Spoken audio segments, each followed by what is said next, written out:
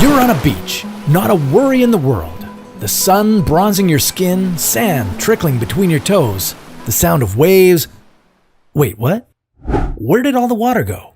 Did you see it going out? Now what? Better act quickly. In a matter of minutes, you may be underwater. Here's what you can do to survive a tsunami. Tsunamis are triggered by intense underwater activity, usually an earthquake or an underwater volcanic eruption. These events displace huge volumes of water, pushing it up from the ocean's floor to its surface. But when gravity pulls it back down, all this built-up energy is released outwards, forming deadly waves that grow stronger as they ripple across the ocean. A tsunami's waves can be 100 kilometers long and sometimes taller than 30 meters. They can travel across whole oceans, moving at the speed of a jet airplane. So with such speed, strength, and stamina, how does anyone stand a chance? Even in a tsunami hazard zone, you can still survive if you know what to do. The first step to survival is to be able to identify the early signs of a tsunami. The Pacific Ocean is home to volatile tectonic activity, which explains why 75% of the world's volcanic eruptions and 90% of the world's earthquakes occur in the Pacific. These geological disturbances are the reason why 85% of all tsunamis happen in the Pacific Ocean. In most cases, an earthquake comes before a tsunami, so if you're near the coast and you experience an earthquake, protect yourself from that first. But once the shaking stops, move to higher ground as quickly as possible. The beach will grow bigger. Run the other way. An early sign of an impending tsunami is that the water along the coast will recede. It pulls back and exposes the seafloor. Do not go to the beach to investigate.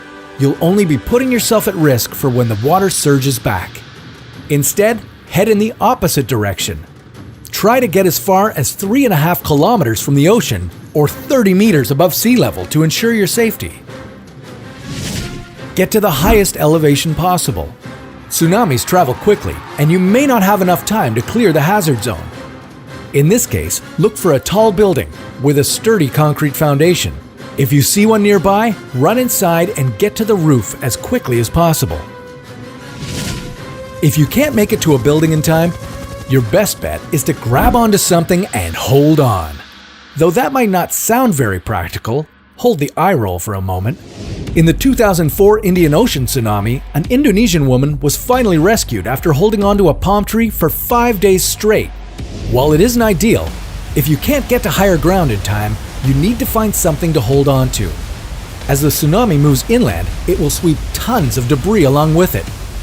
This can be very dangerous as the accumulation of debris traveling at high speeds become fatal obstacles for anyone who's caught in the current.